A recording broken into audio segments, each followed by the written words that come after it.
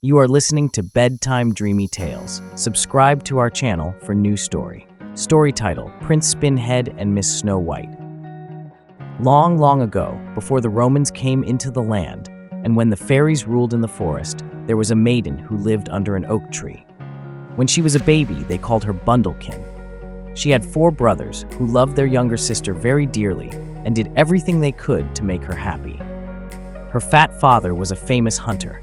When he roamed the woods, no bear, wolf, aurochs, roebuck, deer, or big animal of any kind could escape from his arrows, his spear, or his pit trap.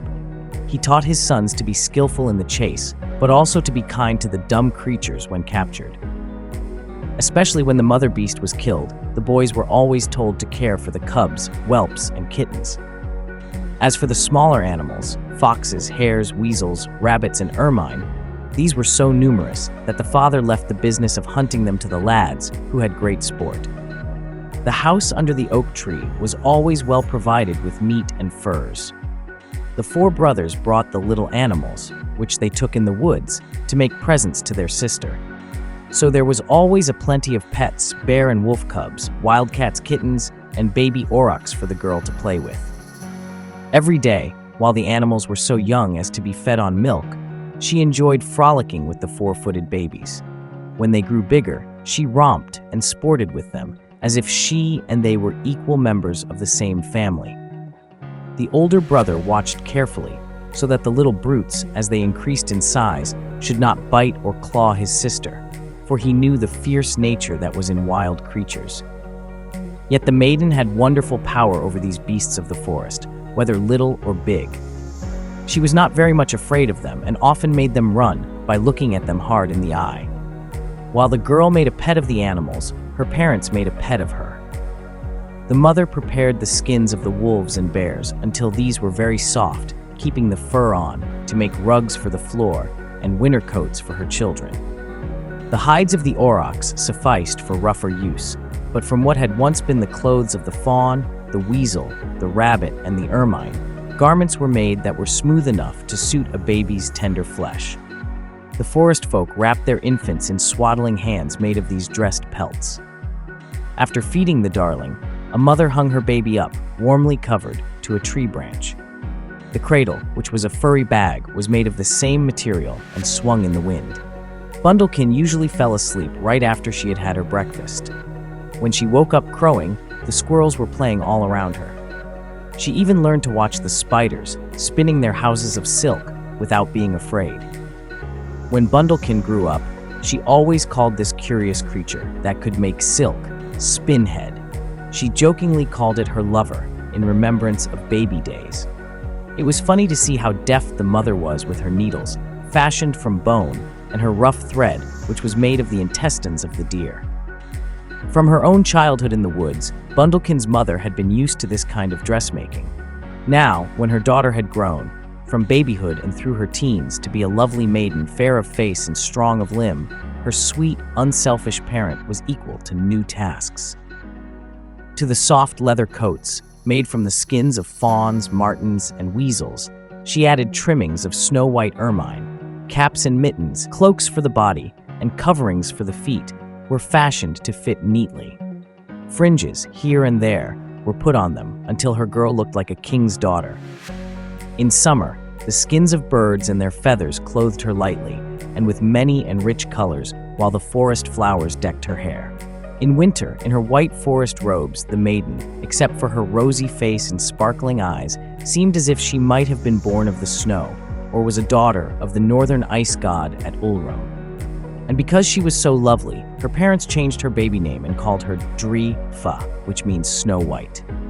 Yet, though no other girl in Gelderland equaled, and none, not even the princesses, excelled Snow White in beauty of face, form, or raiment, the maiden was not happy, even though many lovers came to her and offered to marry her. Some, as proof of their skill as hunters, brought the finest furs the forest furnished. Others showed their strength or fleetness of foot. Some bargained with the kabooters, or fairies of the mines, to bring them shining ore or precious gems which they offered to Snow White. Others, again, went afar to get strange wonders, amber and ambergris, from the seashores of the far north to please her. One fine fellow, who had been in the south and was proud of his travels, told her of what he had seen in the great cities and offered her a necklace of pearls. But all was in vain. Every lover went away sorrowful, for Snow White wearied of them and sent each one home disappointed. Last of all, among the lovers came a strange-looking one named Spinhead, resembling a spider, promising a secret worth more than furs, gold, gems, or necklace. But the mother, seeing the ugly creature, drove it off with hard words. So the months and years passed until her father feared he would not live to see his daughter a wife. But one day, when all in the household were absent, the leaves of the oak tree rustled loudly. There was no wind, and Snow White, surprised, strained her ears to find out what this might mean. Soon she could make out these words: "When the spider that you called Spinhead comes to make love to you, listen to him. He is the wisest being in all the forest. He knows the future. He will tell you a secret. I shall pass away, but what he teaches you shall live."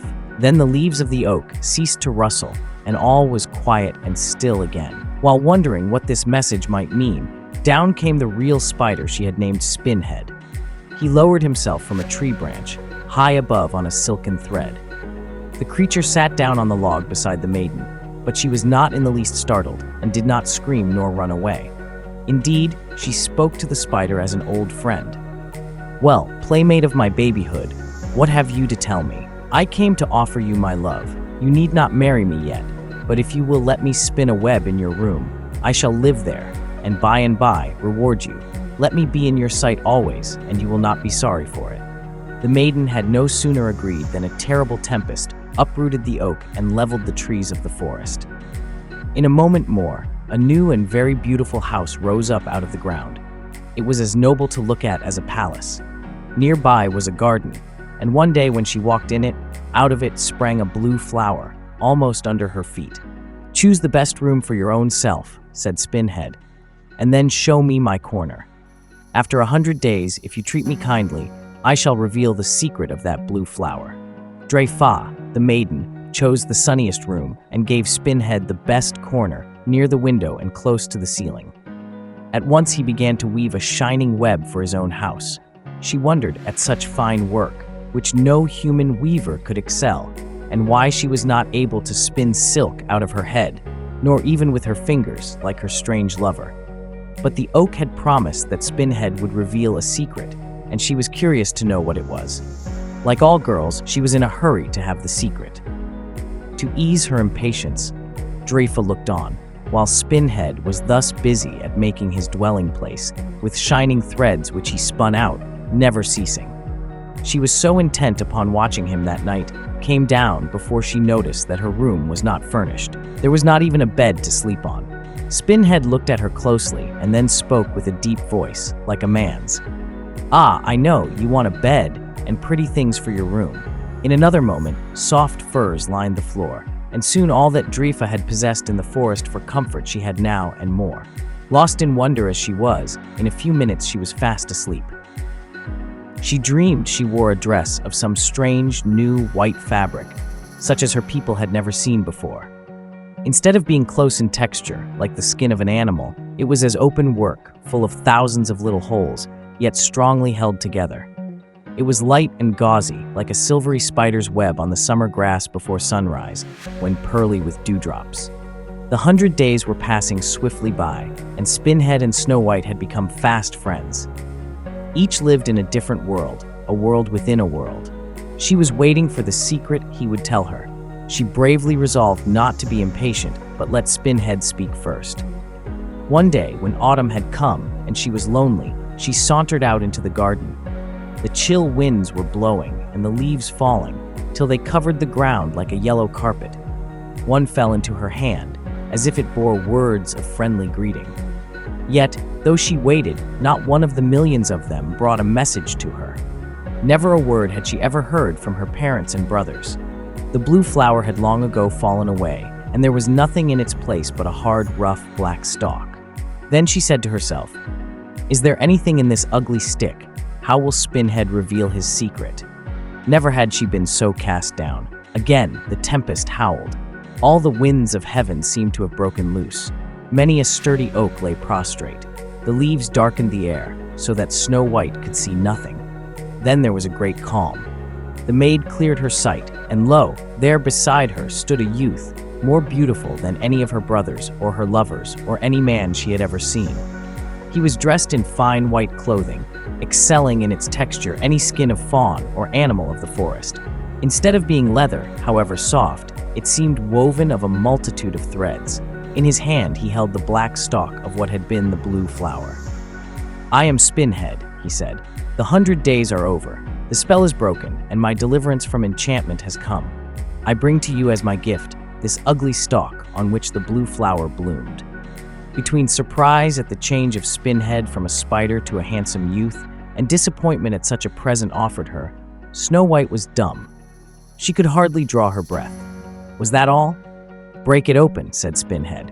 Splitting the stalk from end to end, the maiden was surprised to find inside many long silky fibers, almost as fine as the strands in a spider's web. She pulled them out, and her eyes danced with joy. "Plant the seed and let the blue flowers blossom by the million," said the youth. "Then gather the stalks, and from the fibers weave them together and make this. The black rod is a scepter of wealth." Then, separating the delicate strands one by one, Spinhead wove them together. The result was a rich robe of a snow-white fabric never seen in the forest. It was linen. Snow White clapped her hands with joy. "'Tis for your wedding dress, if you will marry me," said Spinhead. Snow White's cheeks blushed red, but she looked at him and her eyes said, "Yes." "Wait," said Spinhead. "I'll make you a bridal veil." Once more his fingers wrought wonders. He produced yards of a gauzy, open work stuff. He made it float in the air first. Then he threw it over her head. It trailed down her back and covered her rosy face. It was lace. Happily married, they left the forest and traveled into the land where the blue flax flowers made a new sky on the earth. Soon on the map, men read the names of cities unknown before. At a time when Europe had no such masses of happy people, joyous in their toil, Courtrai, Tournai, Ypres, Ghent, and Bruges told what the blue flower of the flax had done for the country. More than gold, gems, or the wealth of forest or mine was the gift of Spinhead to Snow White for the making of Belgic land. If you like this story, please give this video a like. For more stories, go to bedtimedreamytales.com. See you in the next story.